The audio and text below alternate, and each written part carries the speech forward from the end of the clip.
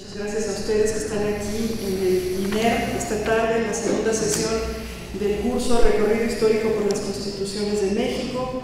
Hoy contamos con la presencia del doctor José Herrera Peña, querido amigo de la casa, del INER. Bueno, pues le agradezco, como siempre agradezco a nuestros invitados en nombre de la doctora Patricia Galeana por su presencia, por el tiempo que nos brindan de estar aquí con nosotros. Algunos de ustedes ya conocen al doctor Herrera, para los que no, lo presento. Él es licenciado en Derecho y Ciencias Sociales por la Universidad Michoacana de San Nicolás de Hidalgo y doctor en Ciencias Históricas por la Universidad de La Habana. Es investigador fundador del Centro de Investigaciones Jurídicas de la Facultad de Derecho y Ciencias Sociales de la Universidad Nicolaita y es profesor de la División de Estudios de Posgrado en la misma facultad, en la misma universidad. Algunas de sus publicaciones, entre las muchas que tiene a lo largo de su trayectoria, son Maestro y Discípulo, Soberanía, Representación Nacional e Independencia en 1808, Miguel Hidalgo Costilla, Una Nación, un Pueblo, un Hombre, Morelos ante sus jueces y la Biblioteca de un Reformador, por mencionar solamente algunos títulos. El doctor Herrera Peña, en la sesión de hoy, hablará del Decreto Constitucional para la Libertad de la América Mexicana, así que queda con ustedes. Bienvenido, doctor. Muchas gracias. Muchas gracias.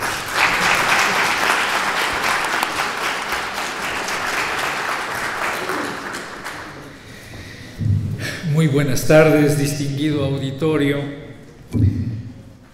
Agradezco la honrosa invitación de la doctora Patricia Galeana, directora de este instituto, para participar en este interesante recorrido histórico por las constituciones de México con el tema El Decreto Constitucional para la Libertad de la América Mexicana, que se expidió el 22 de octubre de 1814 en la villa de Apatzingán, Michoacán, convertida en ciudad para este especial efecto. Hablar de constituciones es hablar de un documento jurídico, político, que está compuesto por algunos conceptos fundamentales. En esta ocasión me voy a permitir exponer cómo surgieron en nuestro país, antes de llamarse México, algunos de estos conceptos fundamentales.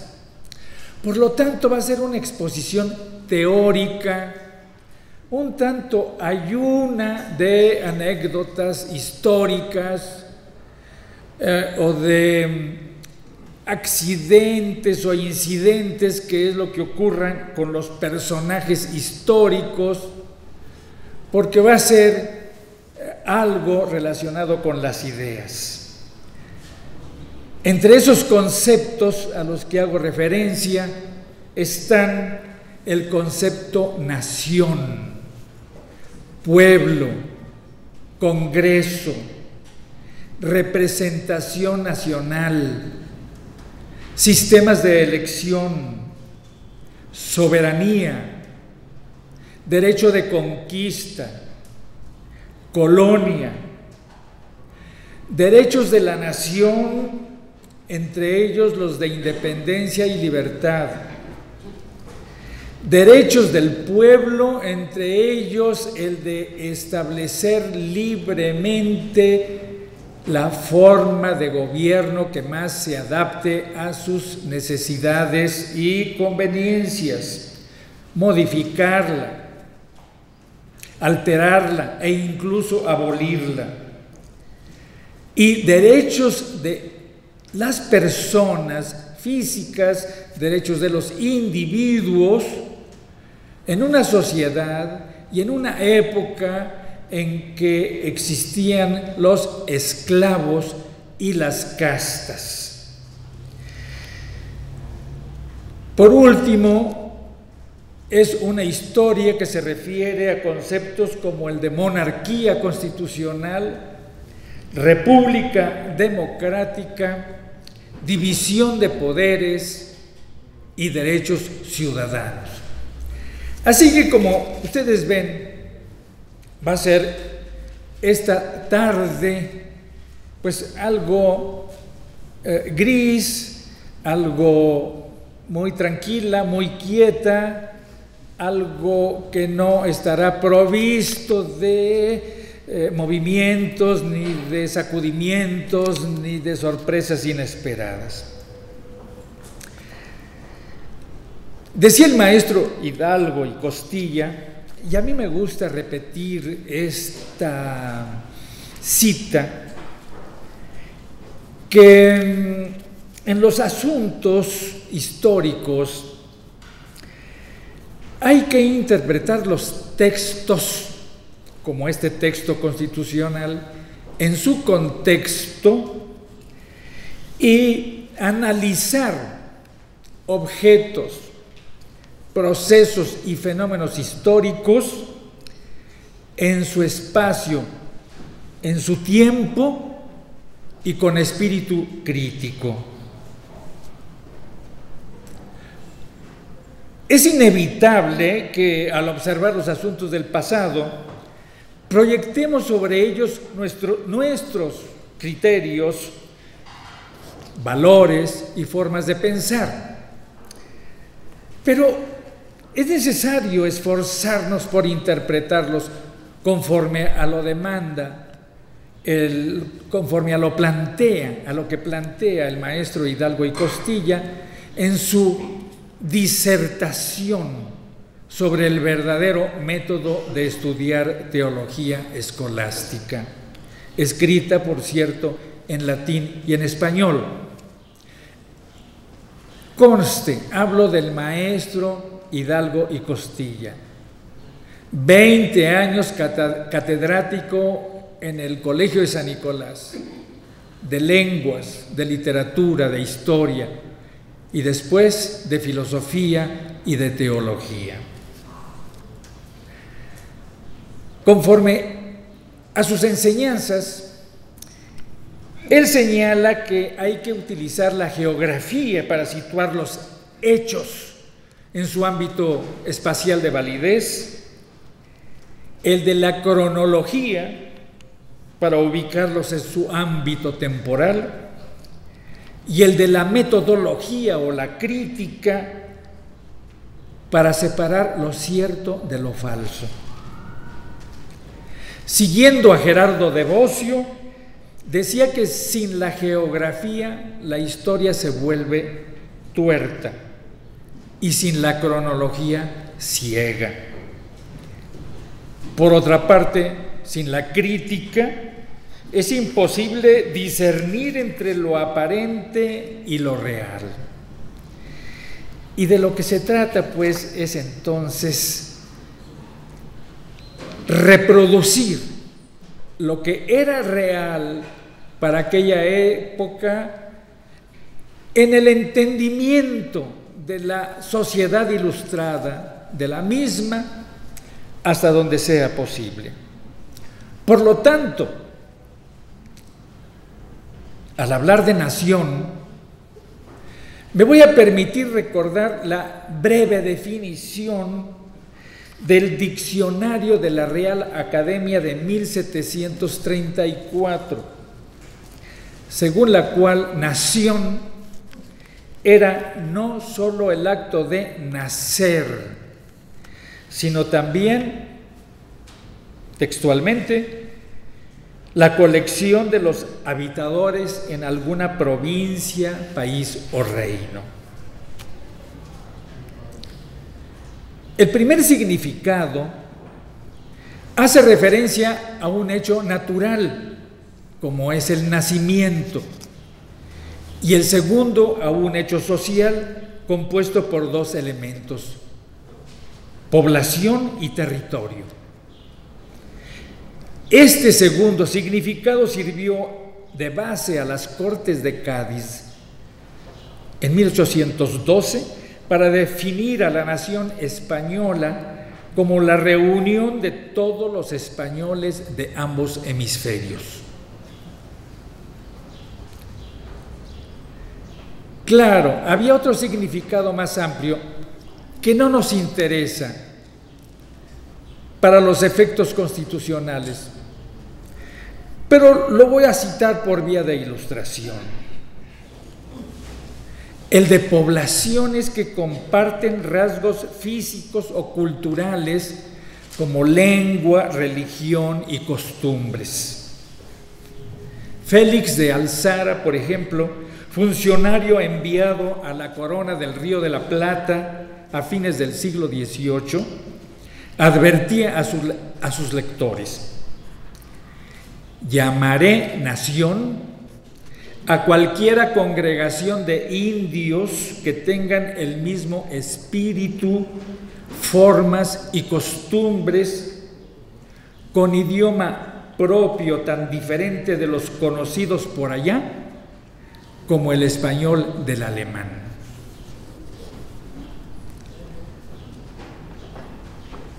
Pero la nación era un concepto político, que es el que nos interesa, compuesto por tres elementos: población, territorio y gobierno, autoridad, mando, imperio. Podía faltar el territorio, pero no la autoridad, no el gobierno sujeto a derecho, fuera o no soberano. En este marco de ideas, a principios del siglo XIX, el reino de la Nueva España, conste, no hablo del virreinato, lo reitero, el reino de la Nueva España era una nación dotada de territorio, población y una autoridad sujeta a la ley. Este es el sentido que dio al término el regidor Francisco de Azcárate del Ayuntamiento en 1808 al afirmar categóricamente: nadie tiene derecho de nombrar soberano a la nación sin su consentimiento. Miguel Hidalgo y Costilla también dio al concepto el mismo significado al hacer referencia en 1810 a los elementos territorio, población y mando o gobierno.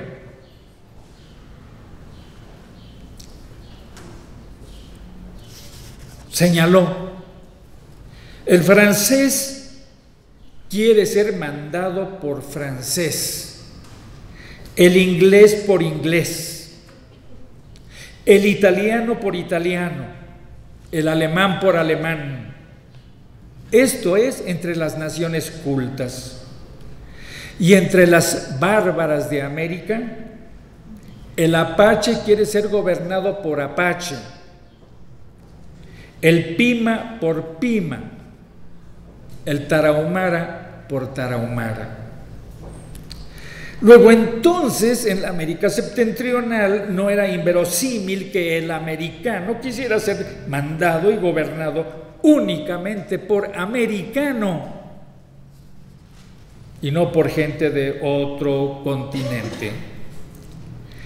Para Hidalgo, pues, de acuerdo con esta forma de concebir las cosas, la nación era no solo una emoción colectiva, independientemente de su diversidad, sino también una voluntad de poder.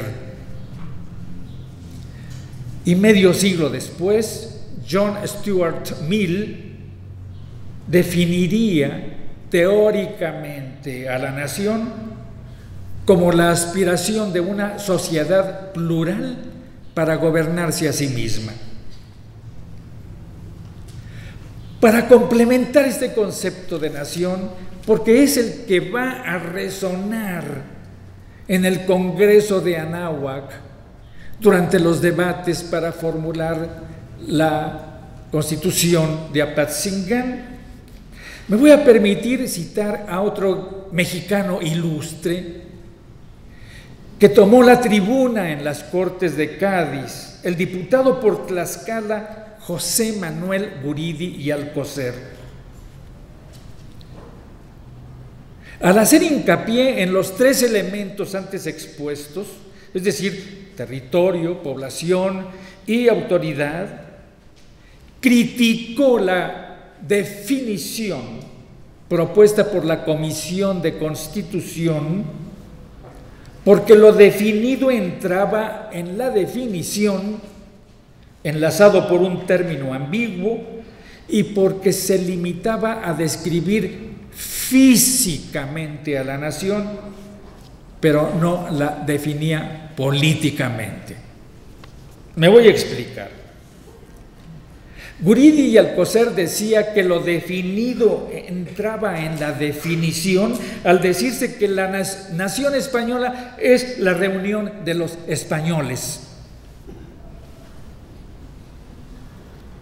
Y por otra, él sostenía que no había ninguna razón para emplear la palabra reunión, sino quizá la palabra conjunto, porque reunión significa una segunda unión o una unión reiterada, de suerte que no puede aplicarse sino a las cosas que, habiendo estado unidas, se segregaron y vuelven a unirse otra vez.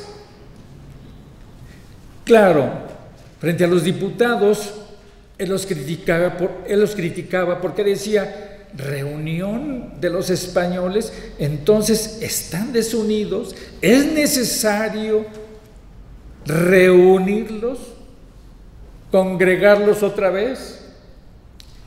Pues sí, estaban desunidos. En España unos obedecían al rey José Bonaparte y otros a las Cortes de Cádiz. Y en América unos obedecían a los gobiernos que se habían dado los propios americanos y otros a los gobiernos que habían impuesto los españoles. En todo caso, para describir físicamente una nación, según él, bastaba atender al nacimiento y al origen. No se requería siquiera la unidad de territorio del que era ejemplo la nación judaica, cuyos individuos, decía, están dispersos por toda la faz de la tierra. Ni siquiera se requería el elemento del gobierno, como se ve actualmente con los españoles, obedeciendo unos al intruso José Bonaparte y otros a las Cortes. Pero, según él, para concluir, el concepto de nación, con o sin el elemento territorial, requería necesariamente del elemento político, porque lo que une a los gobernados es el gobierno, no otra cosa. Y ya incluido este término, no se requiere otra unidad. De tal suerte que este concepto de nación, son sus palabras, es compatible con la diversidad de religiones, como se ve en Alemania, Inglaterra y otros países, con la de territorios, como los nuestros, separados por un inmenso océano, con la de idiomas y colores de la piel, como entre nosotros mismos, y aún con la de naciones distintas, como lo son la de los españoles, la nación de los indios, la nación de los negros. ¿Por qué, pues?, preguntaba, no se ha de expresar en medio de tantas diversidades en lo que consiste nuestra unión, que es el gobierno? Este concepto de nación, el de Hidalgo, el de Azcárate, el de Guridi y Alcocer, va a ser el que se tome en cuenta en la Constitución de Apatzingán, es decir, técnicamente en el decreto constitucional para la libertad de la América mexicana. Y hay otros pueblos, hay otros conceptos que fueron apareciendo poco a poco. Y a mí lo que me interesa señalar no es que estos conceptos hayan sido reproducidos previamente por la Constitución de los Estados Unidos o por las constituciones francesas de 1789, 1791, 1793 o por la propia Constitución de Cádiz, sino cómo fueron surgiendo en México según las necesidades políticas que se fueron presentando y para dar respuesta a problemas concretos. Los conceptos son universales. La teoría siempre es común para el que la adopta. Pero la forma de entenderla, de interpretarla y de aplicarla es distinta según las condiciones históricas de cada pueblo. En 1808, por ejemplo, al referirnos al concepto pueblo, el Ayuntamiento de México, formado por americanos casi en su totalidad, se reunió en sesión permanente del 16 al 19 de julio de 1808 y, fundado en las leyes de Castilla e Indias, declaró por unanimidad que la cesión de la corona hecha por Carlos IV a Napoleón en mayo anterior era nula e insubsistente. Nadie tiene derecho a dar lo que no es suyo. La monarquía no pertenecía al rey, era el rey el que pertenecía a la monarquía. Luego entonces la cesión era nula por ser contraria a derecho y al propio juramento del rey, porque en efecto, al tomar posesión del trono, había jurado cumplir y hacer cumplir con las leyes fundamentales de los reinos de Castilla e Indias, y al ceder una corona que no era suya, sino de los reinos, había entregado lo que no le pertenece y cometido con ello un acto tachado o viciado de nulidad. En esas condiciones, aunque era de lamentarse la ausencia del rey, la legislación reconocía dos autoridades, la de los reyes y la de los pueblos, organizados en ayuntamientos. Así que, perdida la primera, era de afirmarse la segunda. Dos son las autoridades legítimas que reconocemos, declaró el síndico Francisco Primo de Verdad y Ramos.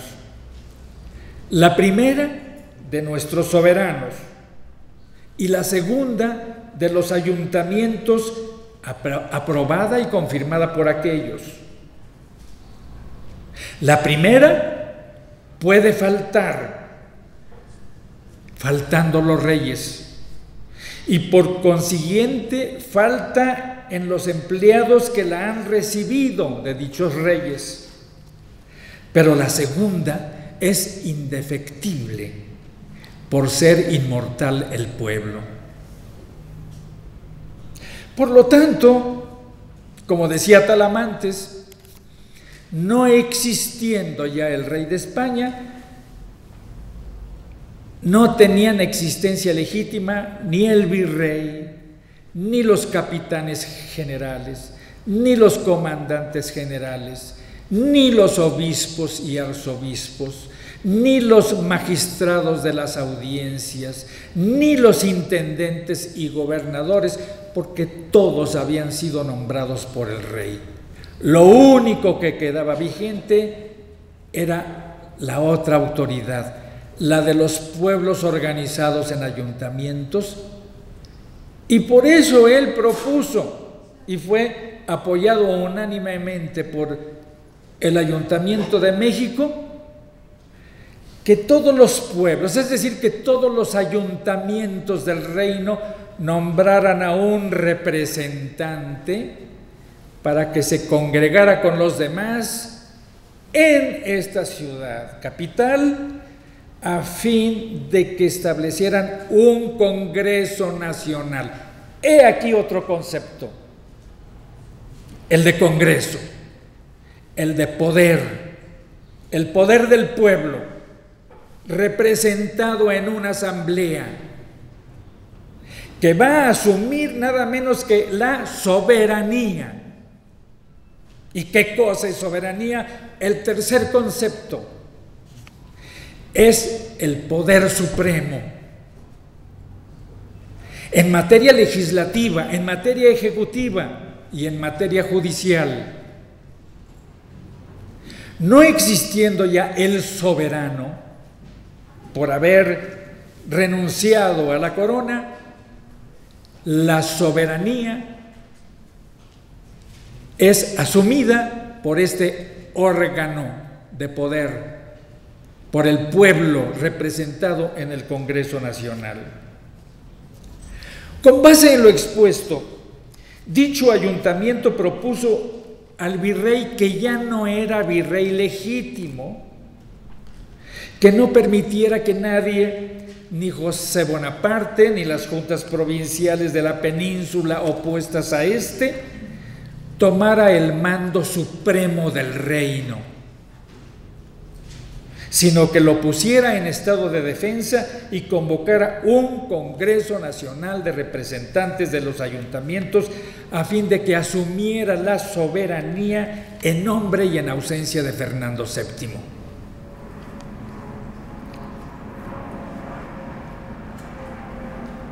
Además de las leyes de partida y de las leyes de Indias, por supuesto,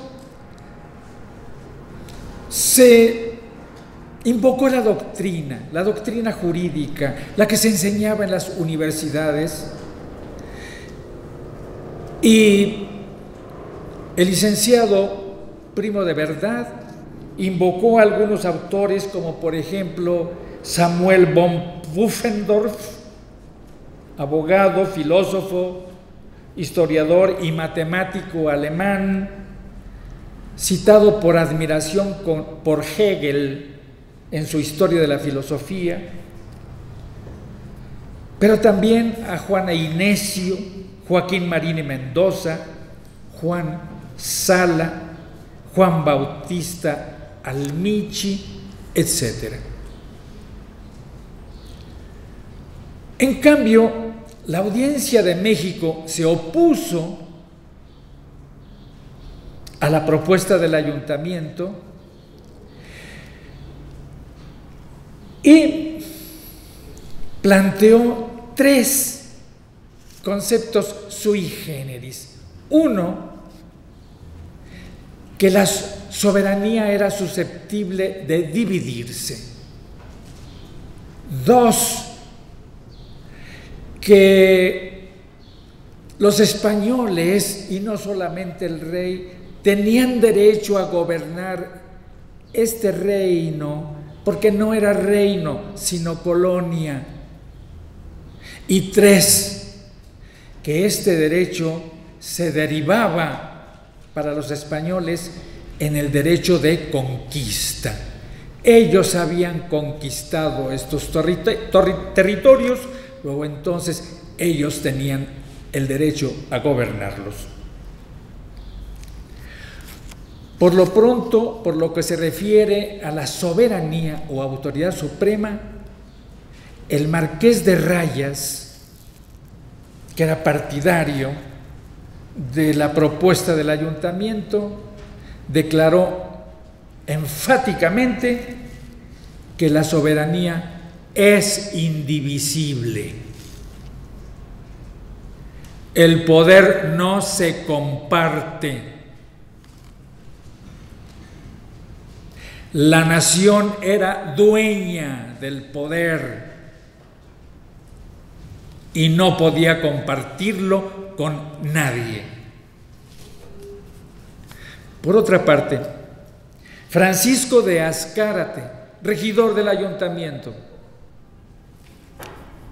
al objetar el supuesto derecho de conquista, replicó que los reinos de Granada, Sevilla, Murcia y Jaén habían sido conquistados por Castilla y el de Valencia por Aragón, sin que ninguno de ellos perdiera su naturaleza jurídica propia, que era la de reino, aunque todos quedaran sometidos a la misma corona, y que los reinos de América, por consiguiente, entre ellos el de Nueva España, tampoco habían perdido la suya, su personalidad jurídica propia, aunque también siguieran dependiendo del rey. Y por lo que se refiere al término de colonia, Melchor de Talamantes argumentó que aún en el supuesto caso de que la Nueva España tuviese tal calidad, que no la tenía, y que la propia regencia, mejor dicho, la propia Junta Central de España lo reconoció públicamente y lo declaró textualmente, aunque hubiese sido colonia, que no lo fue, había 12 casos en que las colonias pueden separarse legítimamente de sus metrópolis, y todos esos casos eran aplicables a la situación actual. Uno de ellos, cuando la metrópoli ha adoptado otra constitución política, como lo que estaba sucediendo en España, que en lugar de la vieja monarquía despótica de las Españas y de las Indias a cargo de los Borbones, se había ya declarado una monarquía constitucional a cargo de los Bonaparte. Como ustedes saben bien, y probablemente lo vieron aquí con el doctor Errejón, el proyecto de convocar al Congreso Nacional fue frustrado por el golpe de Estado que se llevó a cabo en la noche del 15 al 16 de septiembre de 1808. El virrey que había apoyado el proyecto fue deportado.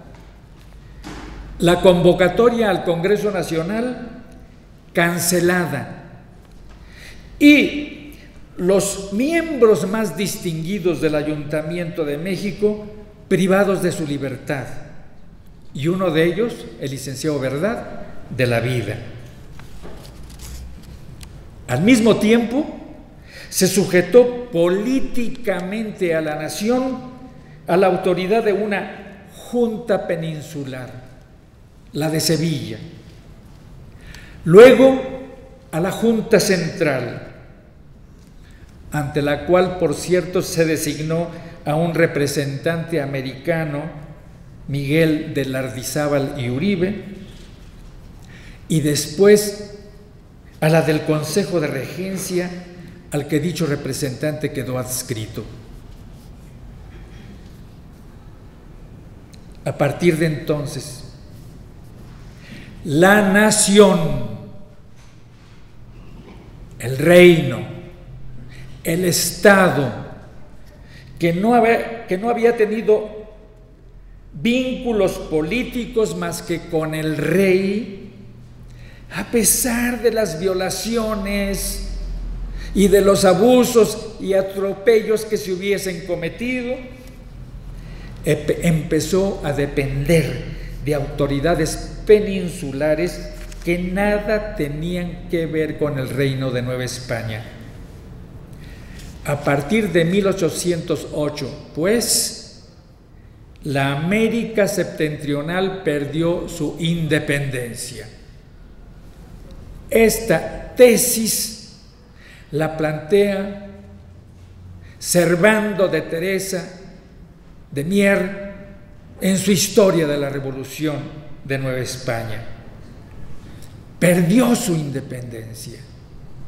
Más tarde, en 1812, las Cortes de Cádiz la harían perder su personalidad jurídica, la de reino, y la dejarían formalmente convertida en una provincia de la nación española.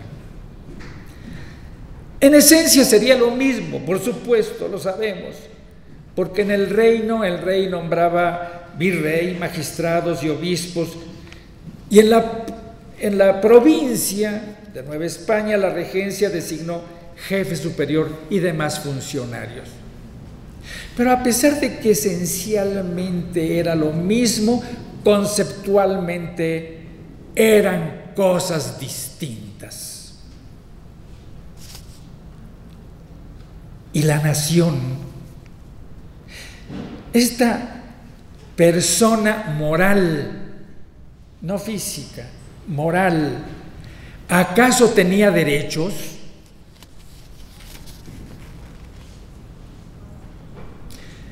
El movimiento iniciado la noche del 15 al 16 de septiembre de 1810 por Miguel Hidalgo y Costilla tomó en cuenta las aportaciones teóricas de 1808 y los planes conspirativos de 1809, pero ya no fue lo mismo. Ahora, según él, lo importante sería formar un gobierno de facto para alcanzar, son sus palabras, la independencia y la libertad de la nación. Solo el ejercicio de una dictadura manu militari a cargo de un protector de la nación, como se tituló, podría hacer la guerra contra el Estado español establecido en América, el cual había arrebatado sus derechos a la nación, entre ellos uno que él consideraba sagrado. ¿Qué derecho era el más importante de la nación? El derecho de gobernarse a sí misma. Consecuentemente, en los días de Hidalgo empieza a diseñarse un proyecto distinto de organización política, distinto al que había habido antes en la Nueva España y distinto del que concibieron los hombres de 1808. Su meta principal se lo expuso al intendente de Guanajuato, Juan Antonio Riaño, en una emotiva carta. Era su amigo, tenían 20 años de amistad, y le dijo: la meta es muy clara, muy sencilla. De lo que se trata es de alcanzar la libertad y la independencia de la nación. Estos dos términos también van a reproducirse en el decreto constitucional de 1814. Independencia como sinónimo de libertad de un ente político con personalidad jurídica propia que tiene el derecho inalienable de gobernarse a sí misma.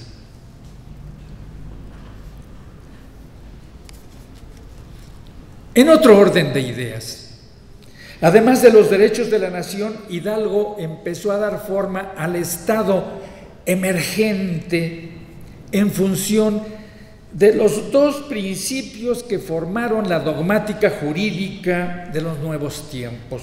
Uno, que todos los hombres nacen libres e iguales en derechos. Dos, que las asociaciones políticas, llámense estados, naciones, reinos, no tienen más fin y los gobiernos no se instituyen más que para la íntegra conservación de los derechos humanos.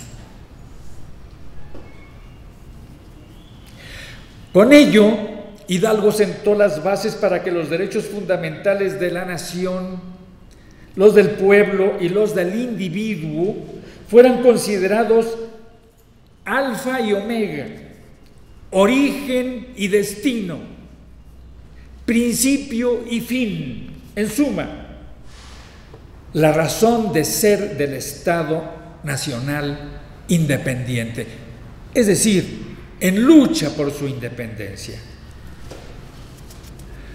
Incidentalmente, ya Hidalgo no invocó las leyes tradicionales de Castilla e Indias, como en 1808, sino solo los principios del derecho natural.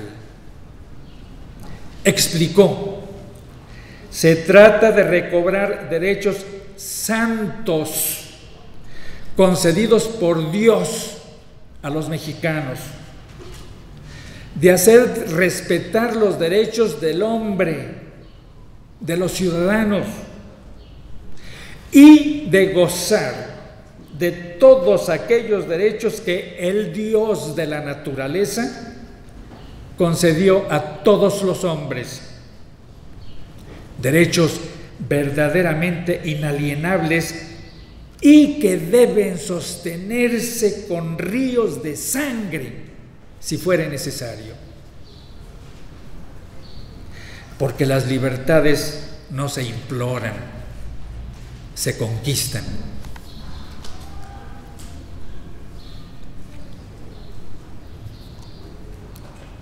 En este orden de ideas,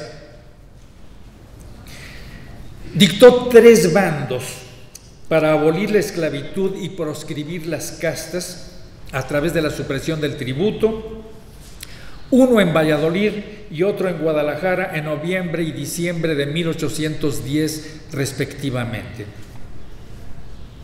En Valladolid, por ejemplo, ordenó al intendente de esta provincia que en el bando respectivo declarara que vender a los hombres es un acto contra natura, es decir, que va contra los clamores de la naturaleza.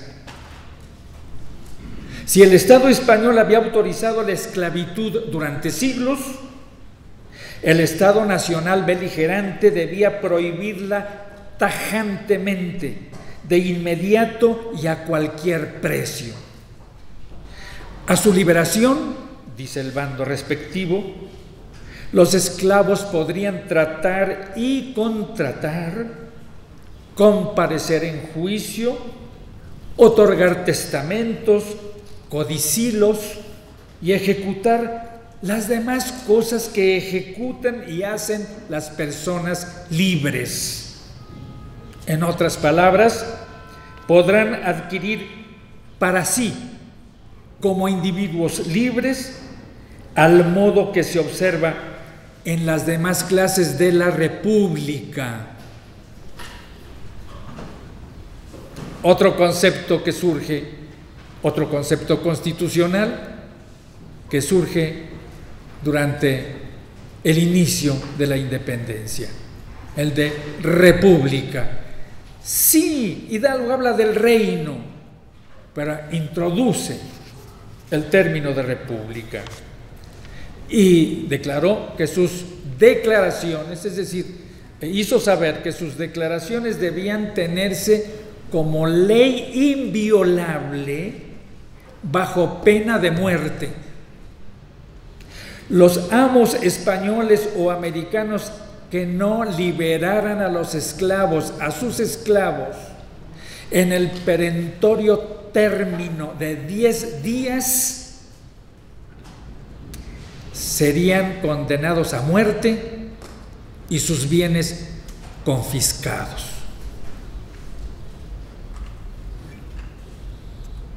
Fueron tan draconianas estas disposiciones que una gran cantidad de propietarios muy distinguidos, muy ricos, tanto españoles como americanos, que perdieron no solamente sus propiedades, sino también la vida durante esta época por no cumplir con la orden de liberar a sus esclavos. De tal suerte que en México el problema de la esclavitud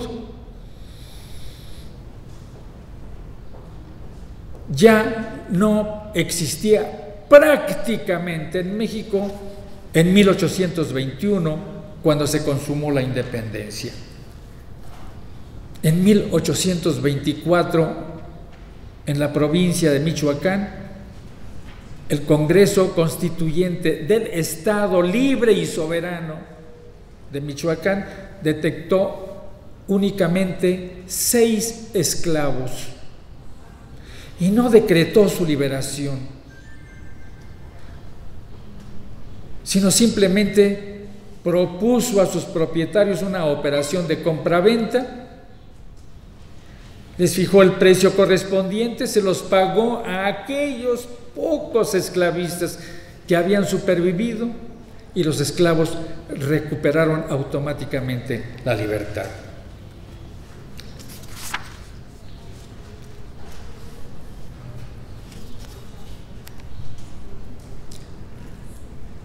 La Constitución, cualquier constitución política, se divide, como ustedes lo saben muy bien, en 2 partes fundamentales. Una es la dogmática y otra es la orgánica. La dogmática está constituida, como su nombre lo indica, por dogmas políticos, por dogmas jurídicos. No se discuten, se acatan. Son verdades evidentes que se demuestran por sí mismas. Y estos dogmas son los de la libertad, la igualdad, la propiedad, la seguridad, que el Estado está obligado a asegurar, a garantizar a los individuos para el libre disfrute y ejercicio de sus facultades, de sus propiedades, de sus potencialidades. A pesar de lo expuesto anteriormente, la Constitución política concebida por Hidalgo, al redactarse por escrito, no hubiera quedado dividida en 2 partes, la dogmática y la orgánica. La orgánica, que es la que se refiere a la forma de gobierno. La primera parte, la dogmática, la referente pues a los derechos fundamentales de la nación, del pueblo y del individuo, podría ser suplida provisionalmente por una serie de decisiones ejecutivas que desarrollaran los principios contenidos en sus proclamas, así como en los severos bandos que había expedido, derivados del principio de que todos los hombres nacen libres e iguales en derechos.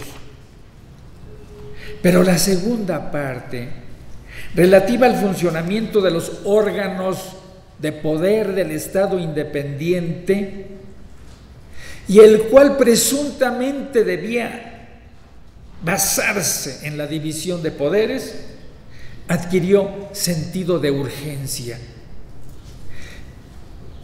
Y el generalísimo Hidalgo encargó al doctor Severo Maldonado, director del periódico El Despertador Americano, que se expidió en Guadalajara, que elaborara un proyecto de constitución orgánica de América, no una constitución completa de dogmas y organismos, sino solamente orgánica.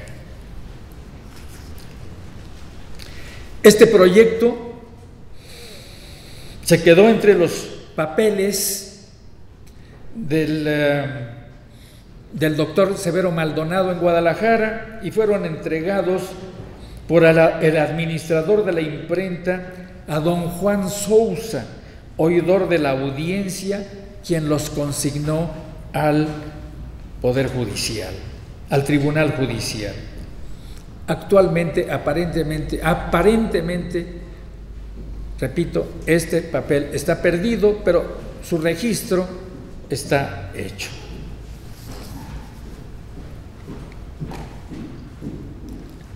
Desaparecido Hidalgo del escenario político, en el cual no estuvo más que 4 breves meses, surgió, como ustedes ya lo saben, un nuevo organismo político, la Suprema Junta Nacional Americana, integrado por 5 vocales, de los cuales se nombraron 3, y que rigió la nación independiente en estado de insurrección desde agosto de 1811 hasta agosto de 1813, y que fue presidida por el licenciado Ignacio López Rayón. También la compusieron como vocales el capitán general José María Liceaga y el doctor José Sixto Verduzco. Y poco después, los 3 invitaron como cuarto vocal a José María Morelos. Esa junta se dividió en 4 regiones del país: norte, sur, este, poniente. Las operaciones civiles y militares, y a Morelos le correspondió el sur. Pues bien, como ustedes lo escucharon seguramente del doctor Errejón, el licenciado en Derecho López Rayón elaboró un proyecto de constitución. Es un proyecto poco sistemático, pero sin embargo, dice él que recogió algunas de las ideas del generalísimo Hidalgo. Se lo presentó a Morelos, y Morelos le contestó que efectivamente él veía reflejadas muchas de las ideas de Hidalgo, sobre todo en materia de derechos fundamentales del individuo, de libertades, de igualdad, de seguridad. Pero por lo que se refiere a la organización política que propuso el licenciado López Rayón, él presentó sus observaciones y objeciones. La principal de ellas: la Junta gobernaba en nombre de Fernando VII, y esa no había sido la posición de Hidalgo. Rayón le explicó a Morelos que era para atraer a los americanos vacilantes que dudaban de ir contra el rey. Pero Morelos fue inflexible en ese aspecto y dijo que un rey que se ausenta del reino, que lo entrega a un déspota extranjero, es, en el menor de los casos, un rey por el cual no se merece luchar. Pero había un pueblo, le dijo Morelos, y este pueblo existe, y este pueblo tomó las armas para defender su independencia y sus libertades.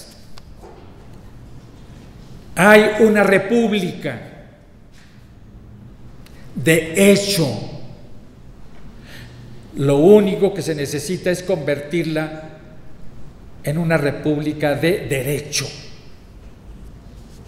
Por lo tanto, no estuvo de acuerdo en que se siguiera peleando en nombre de Fernando VII y le propuso: quitémosle ya la máscara a la independencia. Yo quisiera que ustedes observaran esta posición tan molesta y tan ambigua, tan contradictoria, que Morelos se vio obligado a asumir, porque por un lado la junta a la que él pertenecía, es decir, la autoridad suprema de la nación durante esos años, era una junta monarquista, propuso la monarquía constitucional y el reconocimiento a Fernando VII como soberano. Y él, en cambio, no estaba de acuerdo ni con la monarquía, por muy constitucional que fuera, ni tampoco con Fernando VII. Pero frente a los elementos constitucionales, como Rayón llamó a su proyecto, él fue formulando por vía de respuesta un documento en el que fijó sus propias ideas políticas. Y si Rayón había dicho en los elementos que lo que él proponía era la voluntad de los pueblos, Morelos se atrevió a expresar que los de él eran los sentimientos de la nación. Y ese fue el título que puso a sus observaciones, las cuales dio a conocer su secretario en la sesión inaugural del Congreso Constituyente que se instaló en Chilpancingo en 1813, el 14 de septiembre de ese año.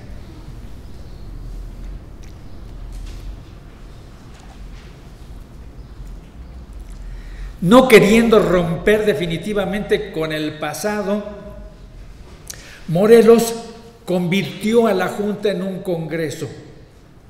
Conservó aquellos elementos de la Junta que le habían sido propios, benéficos y positivos, pero suprimió otros, cambió algunos y le agregó nuevos. Por eso lo llamó Congreso. Y si la Junta había estado compuesta por 5 miembros, de los cuales se habían nombrado 4, el Congreso se compuso por los antiguos miembros de la Junta, 4, y por otros 4 que fueron electos por las provincias. La provincia de Oaxaca, por ejemplo, que había caído bajo su completa jurisdicción, eligió a su representante. José María Murguía como propietario y Jesús Sabino Crespo como suplente. La provincia de Tecpan, que había sido formada por el propio Morelos, lo que es actualmente el estado de Guerrero, desde 1811 eligió a José Manuel de Herrera, el doctor José Manuel de Herrera. Y se llevaron a cabo elecciones en las provincias de Puebla, de México y de Veracruz, pero no habiendo llegado las actas a tiempo, Morelos ejerció la atribución de nombrar a los suplentes para que lo representaran interinamente. Y de esta manera el Congreso de Chilpancingo estuvo formado por 8 miembros. Él se excluyó.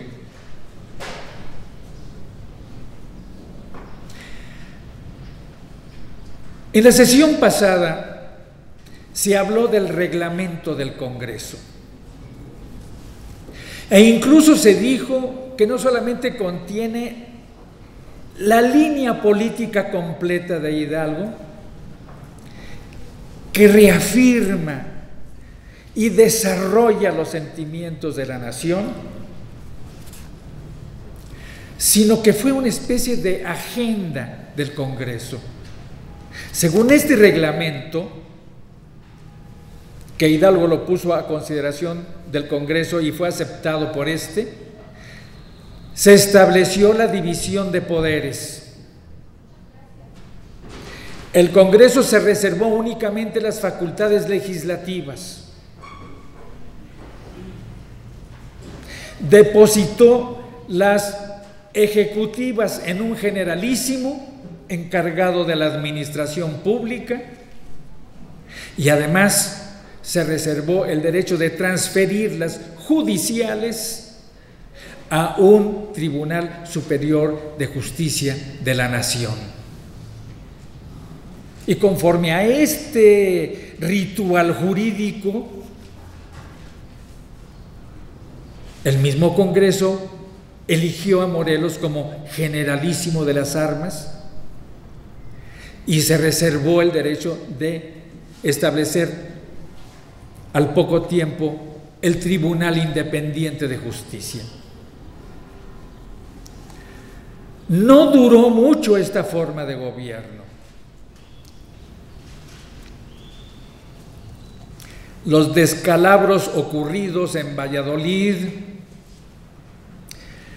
en Puruarán y en Tlacotepec hicieron caer la gloria y el prestigio militar que había ganado Morelos a lo largo de los años anteriores, y el Congreso resolvió reasumir todos los poderes del Estado. Y en marzo de 1814, el Congreso se convirtió en un órgano legislativo, ejecutivo y judicial.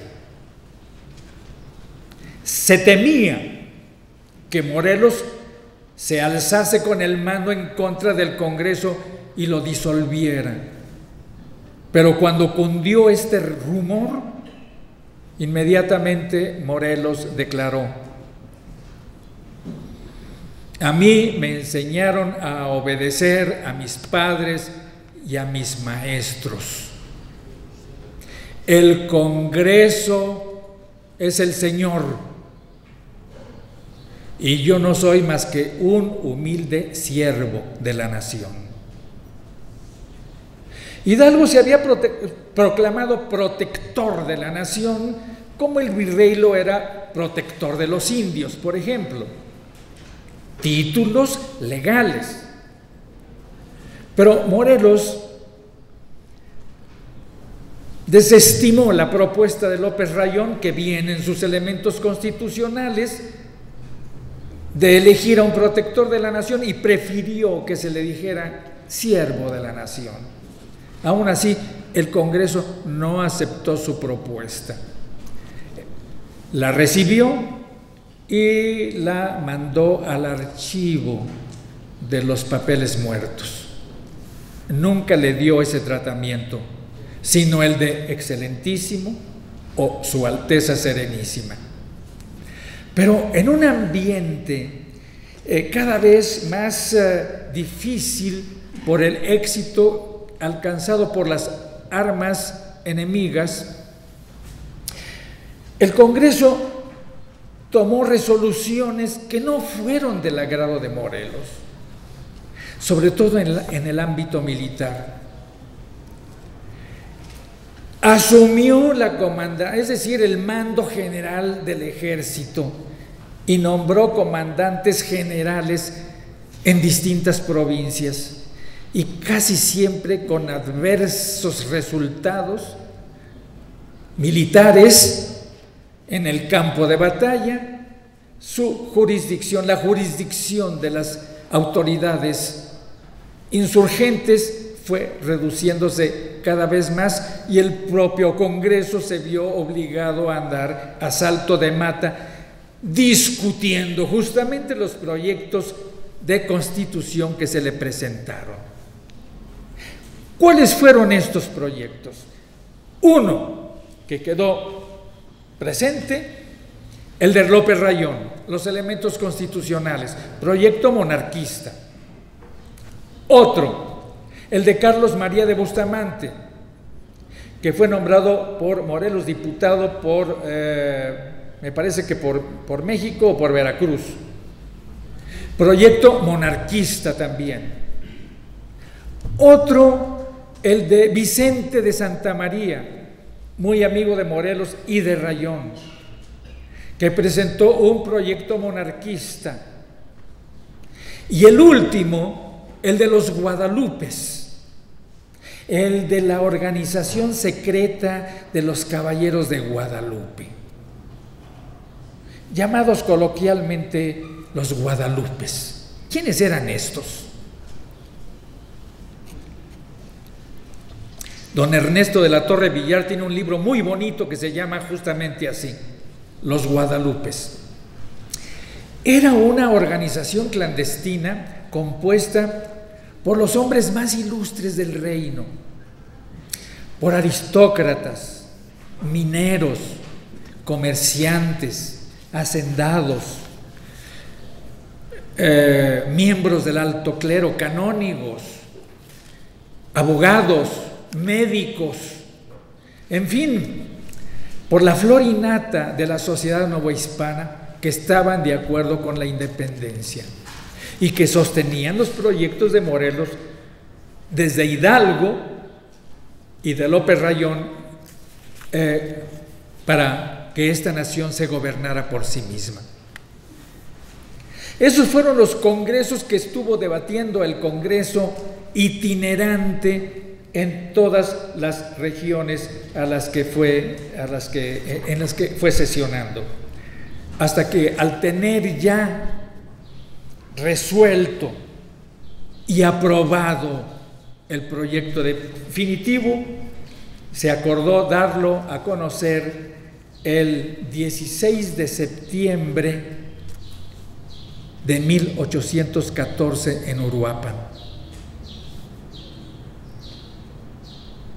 Pero nuevamente, presionados por las tropas enemigas, se vieron obligados a dispersarse y se dieron cita en Apatzingán, tierra de los amigos de Morelos, el 21 de octubre de 1814. Apenas unos cuantos días antes, el 27 de septiembre, el gobierno español de México había derogado la Constitución de Cádiz. Así es que se había restablecido la monarquía absoluta y 6 años habían quedado en la nulidad, en la nada y en el olvido, de 1808 a 1814. El decreto del rey Fernando VII, al ser reinstalado en su trono, ordenó que esos 6 años no se tuvieran en cuenta para nada y que todo fuera declarado nulo. Se volvieron a imponer las leyes fundamentales del reino. Como respuesta, se dictó el decreto constitucional. ¿Por qué decreto y por qué no constitución? Por una razón fundamental. Porque el país no estaba en poder de las armas nacionales, solamente una parte del país. Cuando las armas insurgentes triunfaran en todo el país, entonces se expediría una constitución definitiva. Esto sería un decreto constitucional provisional. Pero a pesar de ser provisional y de ser decreto, como dice el doctor Fixamudio, se hizo con todo el cuidado con el que se hace una constitución y además contiene todos los elementos de una constitución, la parte dogmática y la parte orgánica. En la parte orgánica no se siguieron las ideas de Morelos, porque aunque se estableció la división de poderes y hubo un legislativo, un ejecutivo y un judicial, de cualquier manera, el legislativo lo fue todo. Fue una especie de dictadura parlamentaria que tenía todas las atribuciones del Estado, y en cambio el ejecutivo era colectivo, estaba formado por 3 personas y cada una de ellas durarían en su encargo un solo año, debiendo ser renovadas anualmente. Y en cuanto al Poder Judicial, se depositó en un Tribunal Superior de Justicia de la Nación. Pero Hidalgo no quería un poder fuerte, un poder parlamentario fuerte y un ejecutivo débil. Él, en sus Sentimientos de la Nación, propone 3 poderes fuertes. Un Estado es fuerte mientras sus poderes son muy fuertes, y tan fuertes son cada uno de ellos que se respetan mutuamente entre sí y que, lejos de oponerse, se complementan. ¿En función de qué? En función, por una parte, de los derechos de la nación, entre ellos el de alcanzar su independencia, pero también en función de los derechos del pueblo y de los derechos del hombre, del individuo, libre e igual a los demás. El Estado, el individuo no está para servir al Estado, es el Estado el que está para servir, para garantizar el disfrute y el derecho, el ejercicio, mejor dicho, de los derechos humanos. Entonces él quería 3 poderes fuertes, por eso habló de un generalísimo de las armas, sujeto a la vigilancia de un Congreso que controlaba todos los actos del Ejecutivo. Bueno, aún no estando de acuerdo, lo aceptó, pero no dejó de protestar por el desequilibrio de los poderes. Y cuando estuvo sujeto a proceso, al ser detenido, declaró que la Constitución de Apatzingán le parecía mal por impracticable, no por otra cosa. A contrario sensu, que la Constitución de Apatzingán le parecía muy bien, menos la parte práctica, la parte orgánica de la Constitución, por el desequilibrio de los poderes, porque así, dijo, nunca se va a lograr la independencia. El Ejecutivo nunca podrá ejecutar nada. Y efectivamente se vio entorpecido en muchas de sus acciones. En cambio, en la parte dogmática, el decreto constitucional es realmente ejemplar.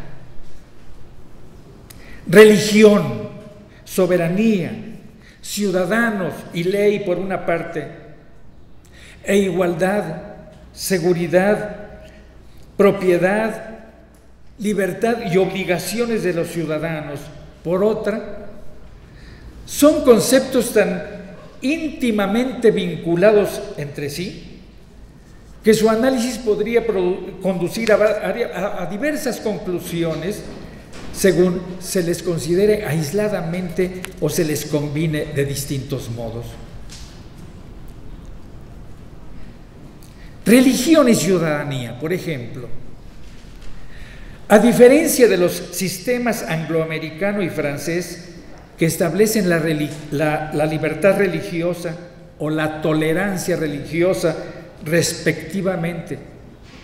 Y a semejanza del español, que postula la religión única, la católica como única, verdadera y con exclusión de cualquiera otra,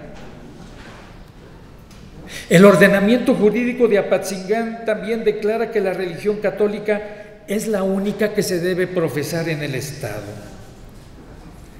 Es decir, pone a las creencias religiosas, a este sistema de creencias, el católico, por encima de cualquier otra consideración ideológica, política o social, partiendo del supuesto de que las cosas divinas están por encima de las humanas y las del otro mundo de este.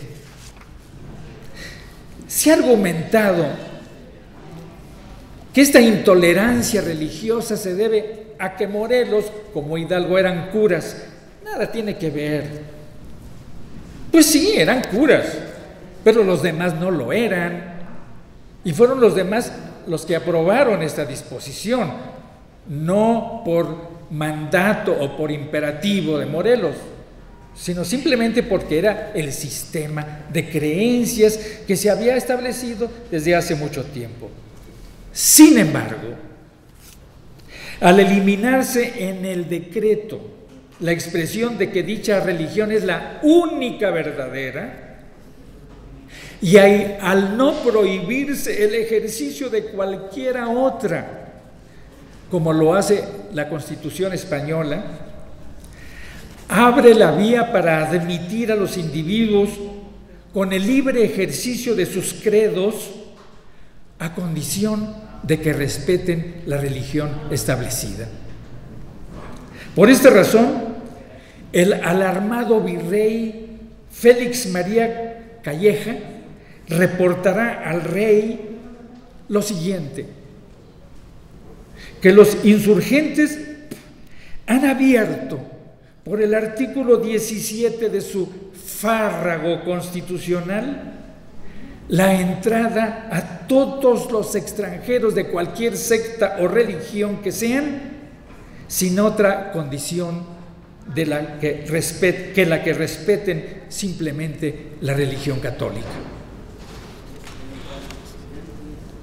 Por otra parte, ser católico no es requisito para ser ciudadano de América, de la América mexicana, porque basta con nacer en ella para reputarse como tal.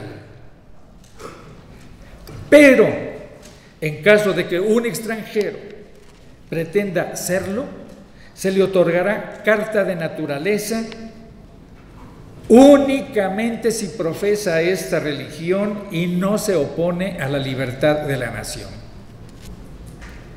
Si no es ciudadano ni desea serlo, el extranjero podrá conservar su religión, pero respetar la católica, no oponerse a la libertad de la nación, ni participar en los asuntos políticos del país. A unos y otros, sin embargo, ciudadanos por nación o por naturalización, podrá privárseles de la ciudadanía o suspendérsele en caso de sospecha vehemente de infidencia. ¿Qué significa esto? Que cualquier ciudadano perdería sus derechos por sostener doctrinas opuestas a los dogmas del catolicismo, pero por sostenerlos escandalosamente, por abjurar explícitamente de sus creencias religiosas o por alta traición, y se les suspenderían por violar la confianza que la nación depositara en ellos o revelaran secretos en perjuicio de la religión o del Estado. Adicionalmente, En la Constitución española hay una distinción entre ser español y ser ciudadano. Son españoles los hombres libres, nacidos o avecindados en los dominios de las Españas, y los extranjeros con carta de naturaleza. Ser ciudadano es otra cosa. El ciudadano es el español libre siempre que no corra por sus venas la sangre africana. Es decir, siempre que no esté mezclado de sangres. Siempre que compruebe tener pureza de sangre. En el decreto, en cambio, textualmente, se reputan ciudadanos de esta América todos los nacidos en ella, sin distinción de raza, ni de color, ni de ninguna otra característica. Por último, en las constituciones francesas hay hombres y ciudadanos, y sus derechos son distintos. Los hombres tienen derechos civiles y todos son hombres, incluyendo desde luego la mujer.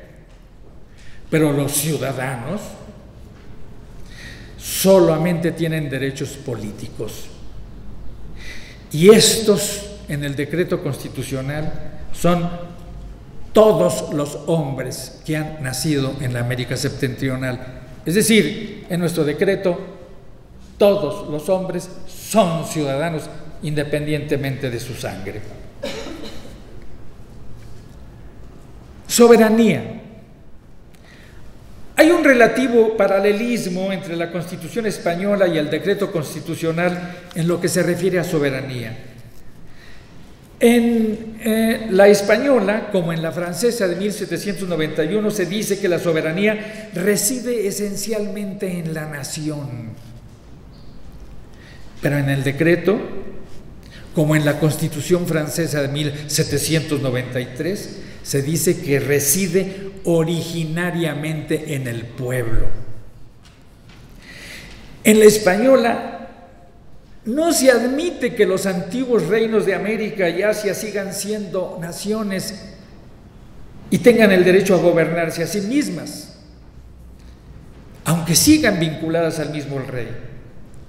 En el decreto constitucional, en cambio, se agrega que la soberanía es ejercida por la representación nacional compuesta de diputados electos por los ciudadanos. En la Constitución española pertenece exclusivamente a la nación el derecho de establecer sus leyes fundamentales. En el decreto constitucional, soberanía es la facultad de dictar leyes y establecer la forma de gobierno que más convenga a los intereses de la nación. Pero esta facultad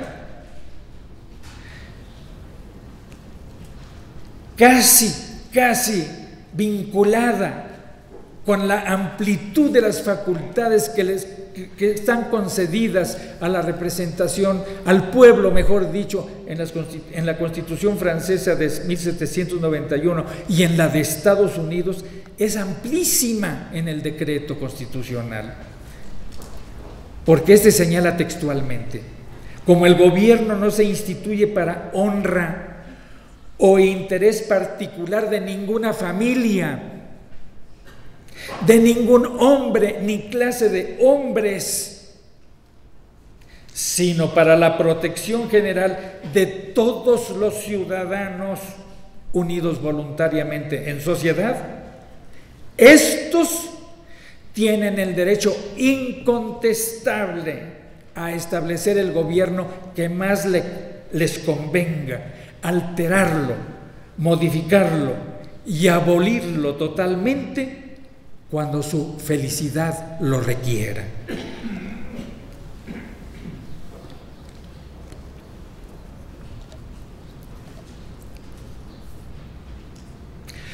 Según el decreto constitucional, 3 son los atributos de la soberanía: la facultad de dictar leyes, de hacerlas ejecutar y de aplicarlas a los casos concretos. Y estas son desempeñadas por 3 poderes. Se establece expresamente la división de poderes y estos, legislativo, ejecutivo y judicial, no deben ejercerse ni por una sola persona ni por una sola corporación. Por último, en el plano internacional, el decreto constitucional establece que ninguna nación tiene derecho para impedir a otra el libre uso de su soberanía. El título de conquista no puede legitimar los actos de la fuerza. El pueblo que lo intente debe ser obligado por las armas a respetar el derecho convencional de las naciones. Esto es, los principios del derecho internacional. Vean ustedes entonces cómo la Constitución de Apatzingán declara legítimo el uso de la fuerza, el uso de las armas contra cualquiera que se atreva a atentar contra la soberanía nacional. Y por último, ya en materia de derechos fundamentales, la Declaración Francesa da un orden a los derechos fundamentales que es el siguiente: libertad, igualdad, seguridad y resistencia a la opresión. La de 1793 da otro: igualdad, libertad, seguridad y propiedad. El decreto constitucional, por su parte, les da el siguiente: igualdad, seguridad, propiedad y libertad. ¿En función de qué?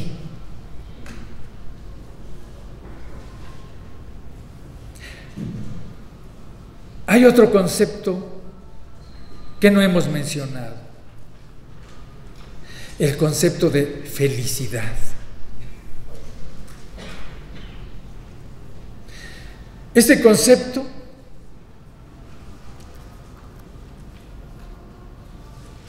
se encuentra en la Constitución de Apatzingán y ya no volverá a estar en ningún otro. También en la Declaración de Independencia de los Estados Unidos se dice: nosotros, el pueblo, tenemos el derecho a la búsqueda de la felicidad. Y a diferencia de nuestras leyes fundamentales, aquella declaración sigue vigente. La nuestra, la de 1814, ya no lo es. Y cuando lo fue parcialmente. Pero establece el concepto de felicidad. Y aunque éste concierne a la intimidad del individuo, se comenzó desde la Ilustración a decir que también es una obligación del Estado el tener felices a los gobernados, no inseguros, ni siquiera garantizarle la seguridad para sus transacciones mercantiles o civiles, sino tenerlos contentos, es más, felices.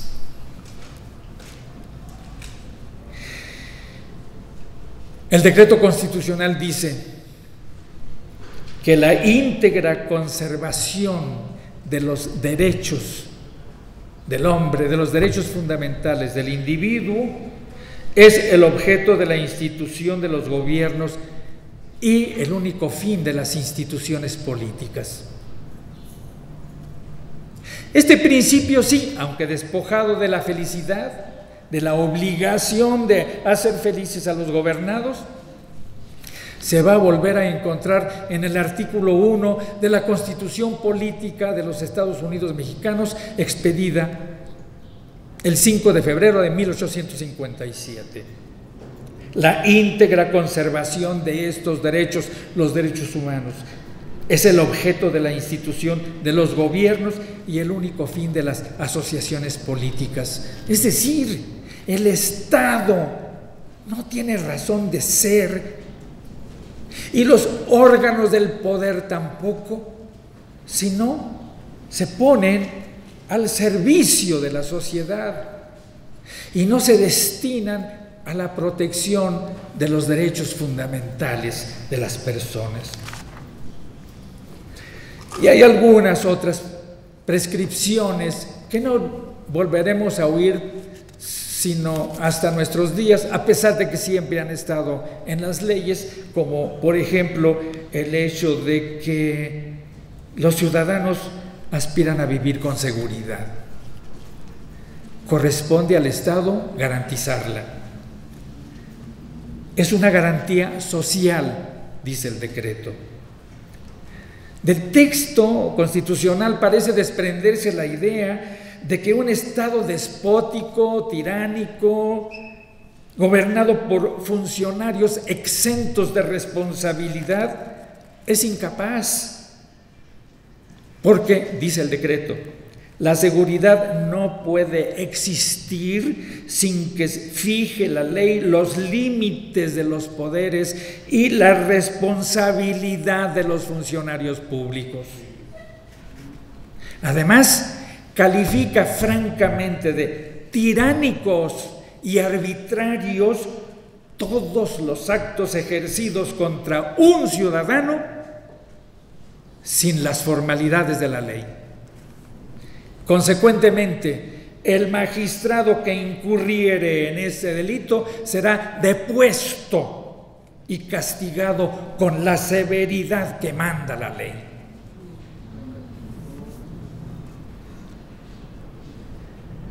La Constitución de Apatzingán declara en forma naif que todo ciudadano se reputa inocente mientras no se declare culpado. Y en fin, la casa de cualquier ciudadano es un asilo inviolable. Solo se podrá entrar en ella cuando un incendio, una inundación o la reclamación de la misma casa haga necesario este acto. Para los objetos del procedimiento criminal deberán preceder los requisitos prevenidos por las leyes, y las ejecuciones civiles y visitas domiciliarias deberán hacerse durante el día y solo en relación con la persona y objeto indicado en el acta que mande la visita y la ejecución. ¿Qué más decir de la Constitución de Apatzingán? Bueno, establece también las obligaciones de los ciudadanos, el derecho de propiedad. En fin, es una carta constitucional completa, tanto en su parte orgánica como sobre todo en su parte dogmática. El virrey mandó quemarla por mano del verdugo en la plaza de armas y además sentenció a muerte a aquel que tuviese un solo ejemplar de esta Constitución. Sin embargo, esta Constitución se reprodujo por miles y nuestro embajador José Manuel de Herrera, cuando se trasladó a Nueva Orleans como embajador plenipotenciario del Estado mexicano ante los Estados Unidos, se llevó con él también varios ejemplares, no solo de la Constitución, sino de otros documentos expedidos por el Congreso, y los reprodujo profusamente en todo el sur de los Estados Unidos, y de ahí se expandió a todo ese país.